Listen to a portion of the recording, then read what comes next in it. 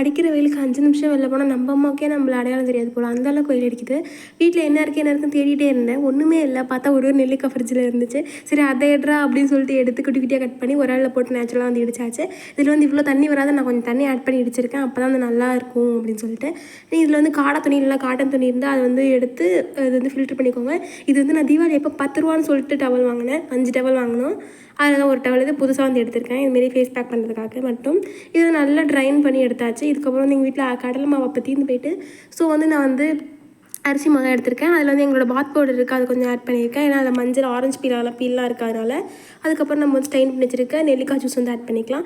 சந்தனம் போடலான்னு எனக்கு ஆசையாக இருந்துச்சு சம்மர்னால, பட் சந்தனம் வந்து பவுடர் வந்து தீர்ந்து போயிட்டு, நல்ல வேளை நான் வந்து ஒரு 1 வீக் முன்னாடி வந்து சந்தனம் வந்து ஐஸ் க்யூப் பண்ணி வச்சுருந்தேன், அதையும் நம்ம ஆட் பண்ணிக்கலாம். அந்த ஐஸ் க்யூப் கரைஞ்சதுக்கப்புறம் நம்மள மிக்ஸ் பண்ணிட்டு நம்ம ஃபேஸில் அப்ளை பண்ணிக்கலாம். விட்டமின் சி நம்மளை வந்து ரெஃப்ரெஷ்டாக வச்சுக்கும். அந்த நெல்லிக்காய் சக்கை இருக்குல்லையா, அதில் வந்து சால்ட்டு போட்டு நான் சாப்பிட்டேன், சூப்பராக இருந்துச்சு. தேங்க்ஸ் ஃபார் வாட்சிங், பை.